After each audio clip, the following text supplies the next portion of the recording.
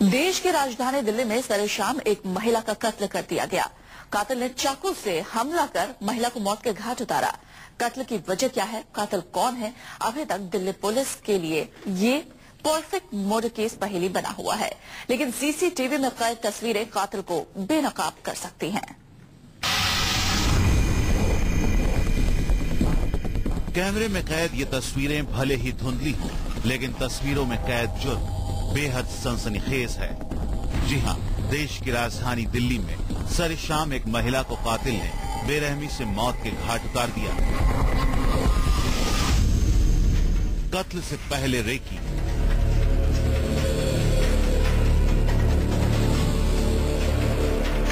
दिल दहला देने वाली ये वारदात दिल्ली के करोल बाग इलाके में हुई। कातिल का शिकार बनी 26 साल की सिमरन।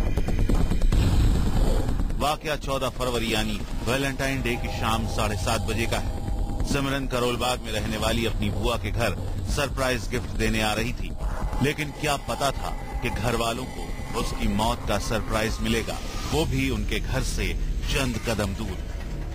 हमें बस आवाज आई ना, पहले चीख, फिर उसने बोला चोर चोर, उसके बाद जो लाइव मारा ना, उसके बाद बड़ी रोने की आवाजें, बहुत तेज से चीखे की आवाजें आई। बस हम नीचे आए, देखा तो हमें तो पता नहीं था कौन आ रहा है हमारे घर में, क्योंकि वो सरप्राइज दे रही थी वो तो।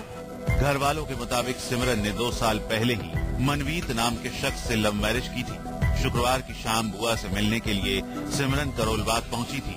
वो जैसे ही करोल बाग मेट्रो स्टेशन से बाहर निकलकर आगे बढ़ी, तस्वीरों में नजर आ रहे इस कातिल ने चाकू से हमला कर दिया।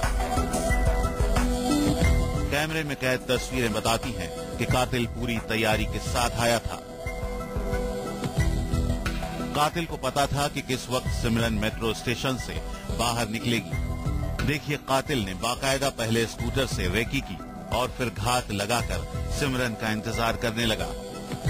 जैसे ही सिमरन करोल बाग मेट्रो स्टेशन से उतरकर अपनी बुआ के घर के करीब पहुंची, कातिल ने चाकुओं से ताबड़तोड़ वार कर दिया।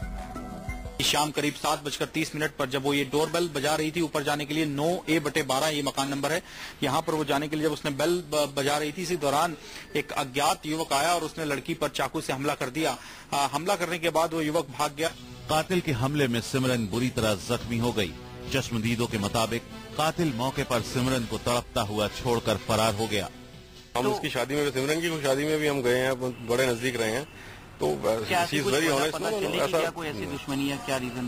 दे आर वेरी कूल फैमिली। और अभी 6 महीने पहले ही बेचारे हमारे एचके सिंह साहब की 15 अगस्त के करीब डेथ हुई है उनकी। पुलिस ने कत्ल का मामला दर्ज कर जांच शुरू की। हालात बताने को काफी थे कि कातिल का मकसद लूटपाट नहीं था। मौका वारदात पर सिमरन का पर्स से लेकर लैपटॉप तक मौजूद था। जाहिर है अब मामला और उलझ गया। वहीं दूसरी तरफ घर वालों को भी समझ में नहीं आ रहा था कि आखिर कत्ल की वजह क्या थी और कातिल कौन है। घर वालों का कहना है कि सिमरन के ससुराल में भी कोई दिक्कत नहीं थी। बहुत ही सॉफ्ट स्पोकन और फ्रेंडली लड़की थी, कभी किसी के साथ कुछ बात नहीं हुई, कभी उनका आपस में मियां हुआ, कभी कोई झगड़ा नहीं, कोई कुछ नहीं हुआ कभी भी। कितने वक्त पहले सिमरन की शादी हुई? 2 साल, 5 फरवरी को 2 साल हुए। एकदम सब सही चल रहा था? बिल्कुल ठीक, फर्स्ट क्लास चल रहा था, कोई परेशानी नहीं उनको, किसी को भी। दोनों को आपस में बहुत ही अच्छी कोऑर्डिनेशन थी दोनों की।